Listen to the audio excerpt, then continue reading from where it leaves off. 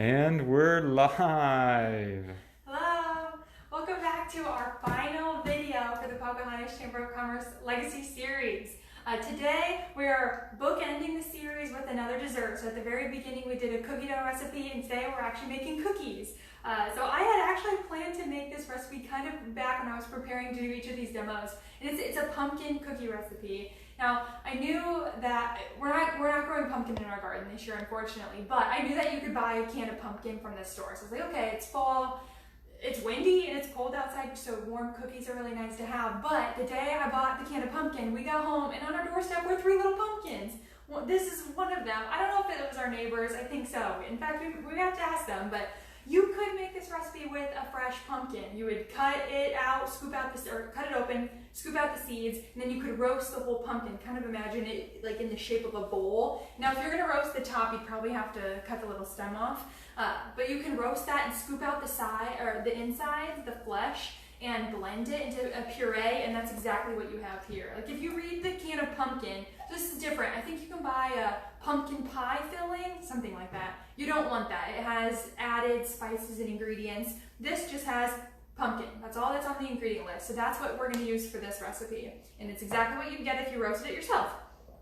So for our pumpkin cookie recipe, we'll start with oats. And oats are what we had in our cookie dough recipe. We had it in our breakfast recipe. So they are quite the staple in our house, which you can tell by this gigantic container. So 1 cup of oats is going into the bowl. Can you see us okay over here, maybe? Yeah? Okay, a cup of oats. Now, this recipe would probably be done a lot more simply in a food processor, but ours is in the dishwasher. So I am doing it by hand, and again, old school, and that is totally fine, just like the cookie dough. It makes it accessible. So 1 cup of oats, and I'll share this recipe so you have that as well. Next is, this is shredded coconut. Sometimes you can get like big flaky coconut. If that's all you have access to, I don't know what Woods has, but if it's the big flakes, it might be better to use a food processor or chop it up a little more finely. Or if you don't mind big shreds of coconut in your cookies, then the big ones are okay too. But I'm using this really finely shredded coconut. So it's about a ½ a cup. And if you don't like the flavor of coconut, you can probably omit it. Maybe just add more oats. It'll add a little bit of dryness, but also that coconut flavor. So if you're not a fan, you can improvise a little bit and add something else in addition. Okay, next is 1/4 cup of chia seeds. If you don't have chia seeds, you could use flax seeds, but they're better when they're ground up because your body absorbs them better. So grind those up. The chia seeds, it's just the whole chia seed. You don't have to grind it. Okay, and then a tablespoon of pumpkin pie spice. And that should just be easy. You can buy pumpkin pie spice in a little container there. You could also make your own. I don't remember all of the spices that it has, but it's super easy to buy itself. Okay, baking powder is next, and we'll do 1 teaspoon of that. I'm using a ½ teaspoon measurement, so I'm gonna do it twice. Okay, and then a 1/4 teaspoon of salt. And that is it for our dry ingredients. So I'm going to give that a little bit of stir. And by the way, I'm preheating my oven right now to 350 degrees. So that's what they'll cook at. And I've got it warming up right now. So dry ingredients are done, and then we'll do the wet ingredients. So pumpkin. I already made some pumpkin cookies this morning, so I've got some that are out of here. The good news is it only requires like a ½ a cup of pumpkin. In this recipe, when I made it this morning, made 19 cookies. And this can of pumpkin probably has, you could make the equivalent of three batches of cookies, because this has probably 1½ cups of pumpkin, and you only need ½ a cup. So if you want to plan ahead and plan to make 2 or 3 batches of it, know that that would be really easy to do with 1 can of pumpkin. Okay, ½ a cup of pumpkin. This is kind of roughly measured. I know baking is supposed to be a little bit more precise, but I think that's okay. If it's a little bit wet, your cookies might just get a little bit softer and not quite as crisp. And if you're okay with that, then it's okay to do a little bit extra. Now I'm using maple syrup, and this is a 1/4 a cup. So add a little bit more sweetness. I wonder, if you have a fresh pumpkin, it might be a little bit sweeter than canned pumpkin. So you might not need as much sweetener, but I would say start with about a 1/4 a cup and go from there. Now this next ingredient is almond butter. You could flavor. So I would try almond butter. If you're allergic to nuts or you don't want to use almond butter, you could use sunflower seed butter. Yeah, like I said, this is homemade, but you can buy it at the store really easily. And if you do buy it at the store, make sure it just has, if you can find it, just has almonds and sometimes there's a little bit of salt, but try to avoid any with added sugar or oils. It's just a little bit more processed and better to limit that.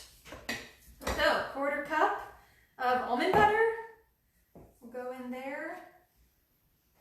And then the last thing is some vanilla. And then I'm gonna add chocolate chips as well. The first batch I just made, I actually used pecans.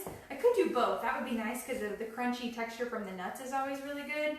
But I'm just gonna use chocolate chips for this recipe. So, teaspoon of vanilla, and that is all. Oh, oven's ready. Great. Okay, teaspoon of vanilla, and then we'll give it a stir. Avery, what did you think of the cookie recipe that I made this morning? They're very good. Yeah? They're even better with chocolate chips, so I'm eager to try one of those. Yeah, everything is better with chocolate. This is, so Avery, one of his favorite foods, really, one of the things I was making often is cookies, and we love the holidays because there are so many surprisingly plant-based dessert recipes that you can make. So one of Avery's favorites was a sea salt chocolate chip cookie. What were some of the other ones you liked? Do you remember? I'm blanking now, but there are a lot of good ones. There's like a peanut butter banana one. Mm-hmm. Yeah, I don't know. We love cookies here. It's not often that I make them, but fall weather calls for pumpkin cookies. We've made pumpkin parfaits in the past, which were really good too. We'll have to do that soon. Okay, last ingredient, I'm using about 1/4 cup of mini chocolate chips. These ones are dairy-free, and if you don't want dairy-free, that's okay. You can use regular chocolate chips, and that is totally fine. I know it took us a little bit longer to transition away from milk and eggs and ingredients like chocolate chips, for example. So if you can't find that, that's okay. This cookie recipe will still be pretty healthy without the non-dairy ones. If you're allergic though to dairy, absolutely allergic, then definitely look for dairy-free. But okay, that's it. Just got a big old ball of dough here, and we're gonna scoop it out onto our baking sheet. I have a silicone mat. Just gonna slide all this over. So I use this mat. You can tell it's well loved because it's clean but stained.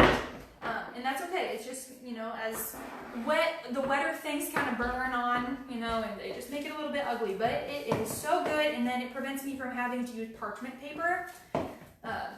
Yeah, so I'll just show you.